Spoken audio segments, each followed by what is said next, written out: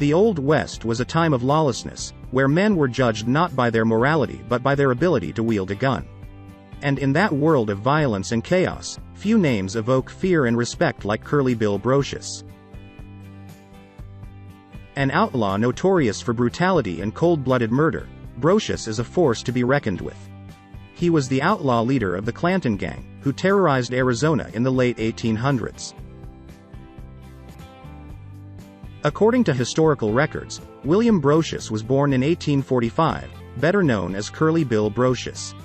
He is thought to have emigrated from Texas or Missouri to the Arizona Territory in 1878, bringing with him a herd of cattle that he intended to sell to the San Carlos Reservation. After selling his cattle, Brocius traveled to Tombstone, Arizona, where he quickly gained a reputation as a notorious and dangerous gunman. He was an alcoholic, had a penchant for killing other ranchers' livestock, and was involved in many murders.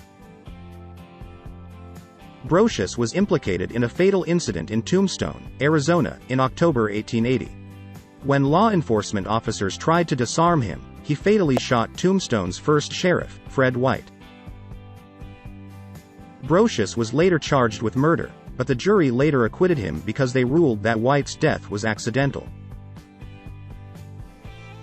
It is worth noting that some historians speculate that Brocius may have intentionally shot White, but the jury was influenced by the law of the time, which often favored outlaws. Remember to hit the like button, because it helps us a lot. Don't forget to subscribe to the channel and press the notification bell to not miss the upcoming interesting video.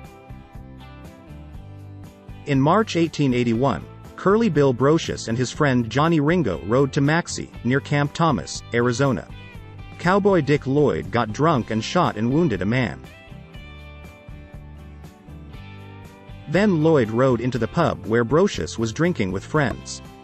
Brocius and several other men were angry at the interruption, and about a dozen of them, including Brocius, shot and killed Lloyd. After the shooting, the pub owner, O'Neill, pleaded guilty and was acquitted. Brocius and the other men involved in the murder were not charged because there were no witnesses willing to testify against them.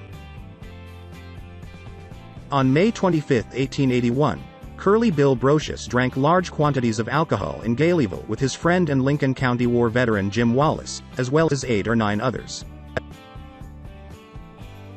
During this time, Wallace insulted Brocius' friend and ally, Vice Marshal Tombstone Billy Breckinridge. Although Breckinridge ignored him, Brocius became agitated and insisted that Wallace apologize to Breckinridge, threatening to kill him. Wallace eventually complied, but Brocius later insulted him, calling him the damn son of a bitch of Lincoln County and threatening to kill him anyway. In response, Wallace left the pub and Curly Bill followed suit. Feeling threatened, Wallace shot Brocius, wounding him in the cheek and neck. Deputy Breckinridge arrested Wallace, but the court ultimately ruled that he acted in self-defense. Around this time, Brocius also met Pony Deal for the first time. Deal was later implicated in a number of criminal activities carried out by the Cowboys.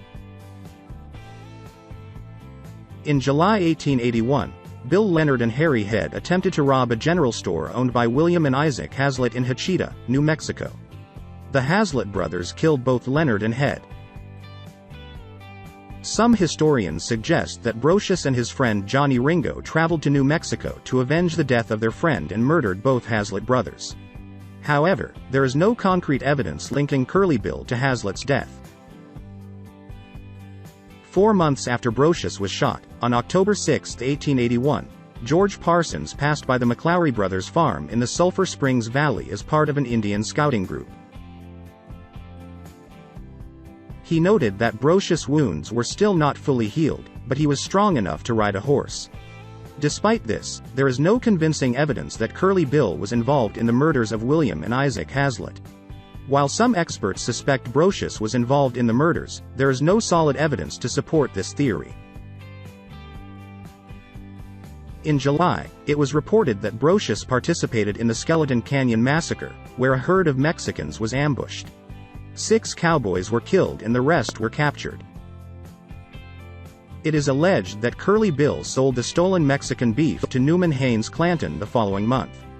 During this time, Old Man Clanton and 4 others were ambushed while herding cows on the trail to Tombstone. There is no convincing evidence that Brocius was involved in these events, nor has he been charged with any crime in connection with these incidents. Brocius was still recovering from being shot in the face by Wallace just 6 weeks earlier. However, some researchers suspect that he may have participated in these events even though he was injured. After a gunfight at the OK Corral on October 26, 1881, Brocius committed 2 robberies, one on the Tombstone Bisbee carriage on January 6, 1882, and another on the Tombstone Benson stage on January 6, 1882. The next day, United States Deputy Field Marshal Wyatt Earp pursued Brocius back to Tombstone on March 17. Marietta Duarte, also known as Pete Spence, was involved in the assassination of Morgan Earp.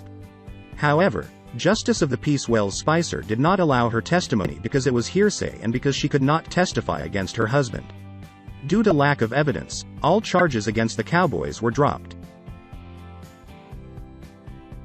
On March 24, 1882, the Earp Group planned to meet Charlie Smith at Iron Springs, later known as Mescal Springs, in the Whetstone Mountains. Smith brought cash from Tombstone, about 20 miles east, to help pay the cost of ownership. While crossing the water's edge near a stream, they came across Brocius, Pony Deal, Johnny Barnes, Frank Patterson, Milt Hicks, Bill Johnson, Ed Lyle, and Johnny Lyle cooking a meal by the stream.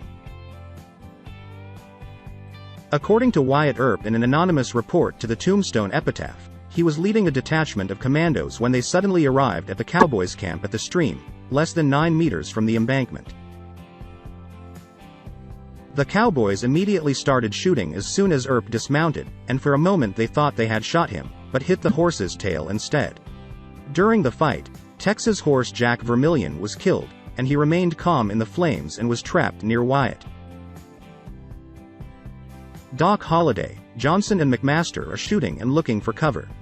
18 months ago, Wyatt Earp defended Brocius against a mob that wanted to execute him for killing Town Marshal Fred White and later provided testimony that helped him get away with murder. However, Brocius was now shooting Earp with his shotgun from a distance of 15 meters but missed. Earp returned fire to his horse with a 22-inch .10. He killed Brocius with a single shot in the stomach. That shot nearly cut him in half, and Brocius fell into the water at the edge of the stream. After engaging with multiple shots, the cowboys were overwhelmed by the Earp's firepower. However, Earp's was unharmed as bullets entered both sides of Wyatt's long coat, while Johnny Barnes was shot in the chest and Milt Hicks was shot in the hand. Texas Jack Vermillion attempted to retrieve the rifle that had fallen under his horse, but was still hit by cowboys' bullets. Doc Holliday helped him find a place to hide. Wyatt had trouble riding due to the cartridge belt slipping down his leg, but eventually got on his horse and retreated. McMaster was grazed by a bullet through the strap of his field goggles. According to Earp's biographer John Flood, the cowboys buried Brocius' body at Frank Patterson's ranch near the Babocomari River, close to McLaury's original ranch site, about 8 kilometers west of Fairbank.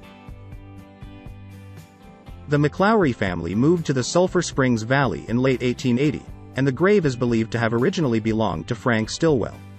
However, Brocius' grave has never been identified. Curly Bill Brocius' life ended violently and controversially. To this day, his story continues to capture many people's imaginations, as a reminder of the Wild West and the men who lived and died in these tumultuous times.